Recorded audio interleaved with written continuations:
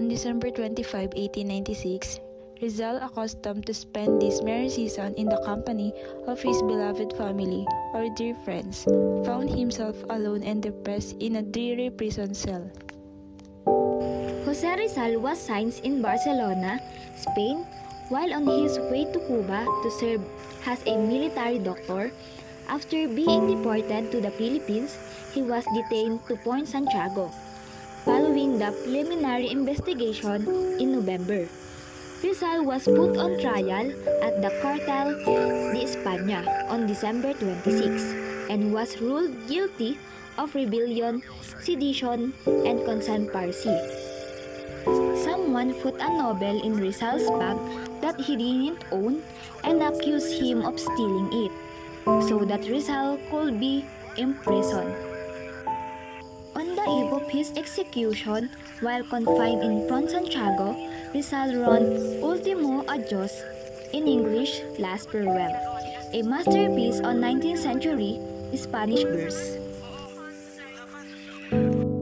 Rizal's deepened esteem, led by prominent lawyers like Luis Label de Andrade, argued that he had no direct involvement in the revolutionary activities of the Katipunan and that his works were merely literary and did not incite rebellion.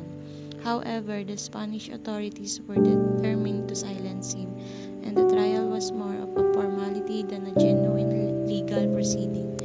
His execution was seen as a way to quell the growing nationalist sentiment and to set an example for others. On December 28, 1896, inside the cold and dingy cell of Fort Santiago, Rizal sat in deep thought. He had already accepted his fate, knowing that his execution was only 2 days away. Despite this, he remained calm, preparing himself for what was to come.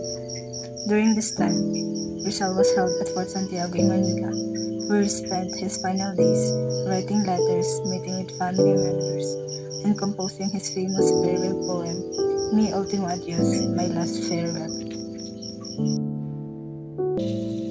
Ang Mi Ultimo Adios ay isang tanyag na tula na isinulat ni Dr. Jose Rizal. Ito ay isinulat niya noong December 30, 1896, sa gabi bago siya barilin sa Bagong Bayan sa Maynila. Ang tula ay isang paalam na mensahe ni Rizal sa kanyang mga mahal sa buhay, sa bayan at sa mga Pilipino. Jose Rizal was executed by firing squad on December 30, 1896 in the Bagong Bayan field in Manila for his role in the Philippines Revolution.